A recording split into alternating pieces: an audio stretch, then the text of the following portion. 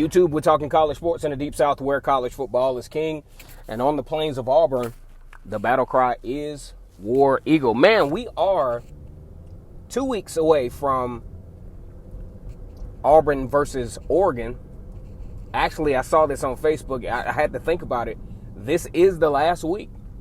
This particular Saturday is the last Saturday, at least until January, that there will not be a college football game being played. Big shout out to all the fans out there. Go ahead and like this video, comment, and subscribe to the channel. And as always, great here on Vernon Speaks Sports Auburn. It's always great to be an Auburn Tiger, War Eagle. Auburn has some unique challenges ahead, especially within the next 2 weeks where, Auburn is obviously trying to solidify the two deep on the defensive line. We're going to talk about that in another video. Also, trying to figure out who's going to be the quarterback. Kenny Dillingham and Gus Malzahn, they're continuing their analysis as to who will be that guy.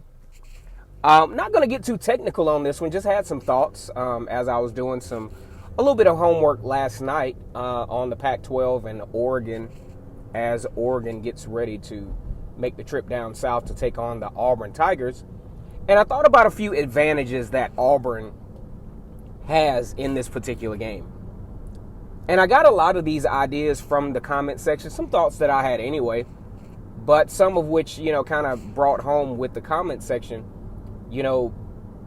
Auburn plays a high level of competition week in and week out, especially once SEC play starts. There's usually no drop-off, especially in physicality and talent. Even in the games where they have the, experience advantage or just a better team, the physicality is still there. And the way you have to prepare mentally and physically, any Pac-12 fan can argue me down, but I just don't see the same level of preparation. Like, say, for instance, while Auburn is preparing for a team like LSU, you have a Washington preparing for their big game against Utah. Utah has the 42nd ranked recruiting class in college football for 2019, I think. The mental preparation that it takes for Auburn, say, to take on a team like Mississippi State or, Florida, Alabama, Georgia, is just not the same. I don't care how you try to crumble it. It's just not the same. No conference can say that the talent level is pretty much even on a week in and week out basis, except for Alabama. Now that's a team that, and it goes to show you the high level of recruiting that Nick Saban has brought to the Alabama Crimson Tide. And this is by design. Nick Saban was in the NFL for a little bit. He started out, obviously, as a college football coach, spent some time as a head coach and a coordinator in the NFL, so he understands the type of talent that it takes to get for guys to get to the next level, and he recruits on that level, and it shows. People talk about the whole week schedule thing, but you make your schedule weak when you're just better than all the teams you play. A lot of the teams that Alabama will play will be in the top 10, and also will be at least within the top 15 as far as college class recruiting classes goes. And that's across the board for the last 5 or 6 years. Oregon can't say that they play that level of competition week in and week out. You know what I'm saying? It's just not happening. Now, don't get me wrong. I think they're a good football team. I think they're a very good football team that has the capabilities of pulling off the win against Auburn. However, we can't discount the tangibles that we have here. And I think Auburn's level of competition, when I see some of the comments and say, get prepared for these lockdown corners and this quarterback and this running back, I'm like, hey, man, no disrespect to Oregon, but this is the kind of competition Auburn plays every week. I could combine, let's say, if I wanted to, in looking at video on Oregon, I could combine them with a flash of Ole Miss, a little bit of Mississippi State, maybe with the little arrogance of LSU. You can put a few teams together to come up with Oregon and how they have similarities to an SEC team, but they can't mimic that in practice even. They can't.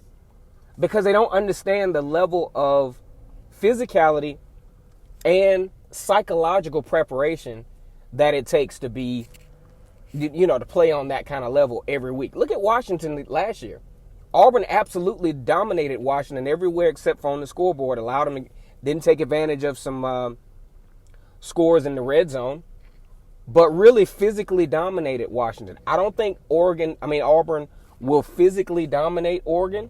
I do think the level of physicality will be something that Oregon is not accustomed to on a week in and week out basis. But I think this will be a much more physical game than what we saw in the Washington-Auburn game. Because, they were clearly Washington was clearly overmatched, and it showed on a lot of plays. So, number 3 is the experience factor. There's a lot of guys on Auburn's team that has played in some really, really high-level games in their tenures there. Dating back to 2016 when we first caught wind of Deshaun Davis and some of those other guys who currently are there. Now, I think Derek Brown was there as well. All of Jeremiah Denson, a lot of these guys, Daniel Thomas, a lot of these guys have played in the big games, the big consequence games. Like having to go over to Clemson and Death Valley.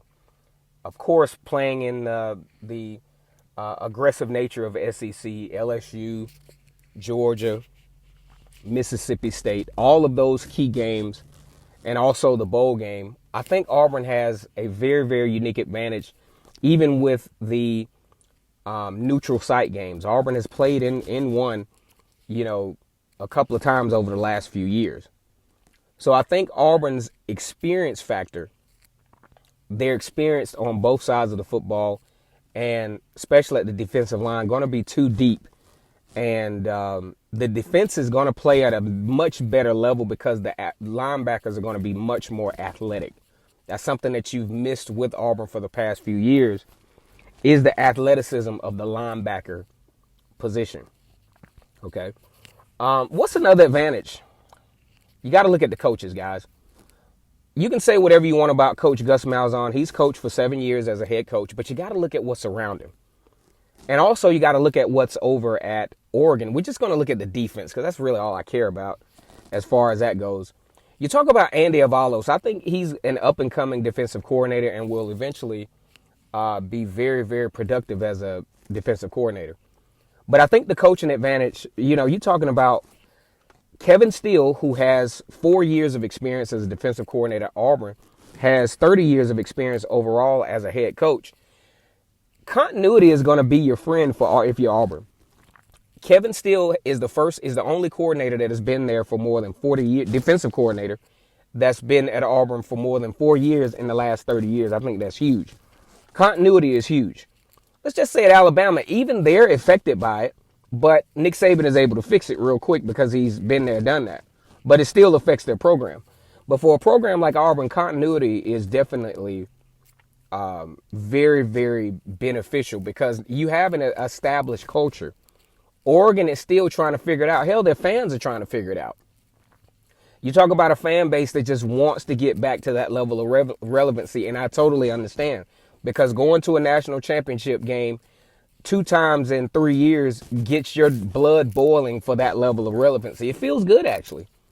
Same thing with, not too different with Oregon. Appeared in the national championship in 2010.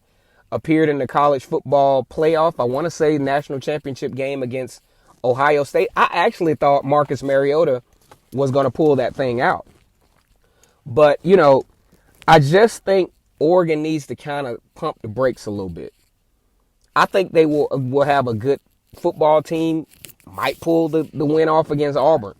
But when you look at what it takes to really build a solid program based on what the Oregon fans are talking, it just doesn't add up from a probability standpoint. I think these guys are going to be really good. I would hate to have to play Oregon, say, next year. But I think, you got to get that Willie Taggart stuff out of you. that do something mentality, that just because you have this, stellar recruiting class, which was great, that doesn't automatically make, that doesn't mean you're back, so to speak. And Oregon fans need to get out of that whole we're back stuff, because that we're back stuff will get you disappointed. Ask Nebraska. Ask some of the other programs around that think they're back. Texas, taking them a while to get back. Okay? So, just a few thoughts, like I said before, one more thought that I had in mind for this is the fact that, I just don't think Oregon can effectively prepare for, at least from defensive schematics, can prepare for what has been a very successful Gus Malzahn offense in the past, because one, he doesn't have the same personnel, and he varies his approach based on personnel, and it's hard to mimic that in practice. And I think that's going to be a key factor in this particular game, at least early on. Now, what Oregon can hope for is neutralizing this by creating turnovers and keeping Gus from being as aggressive with the play calling. But just from a prepared standpoint, I just don't think Oregon has the tools or the quarterback or the system to effectively mimic how this run pass option is going to look. All right, guys, that's just my Saturday thoughts about the Oregon Ducks and Auburn Tigers. These are just a few advantages I think Auburn has over Oregon coming into the Advocare Classic. We'll see if these things come into fruition. Until then, I will expect all the nasty comments from the Oregon fans who've been catching wind of my videos. Thank them for coming on and adding their commentary. Once again, it's Kennard Vernon Stewart here for the podcast Auburn. Vernon Speaks Sports. Go ahead and subscribe, like this video, and leave your comments. Until next time, which will probably be tomorrow, War Damn Eagle.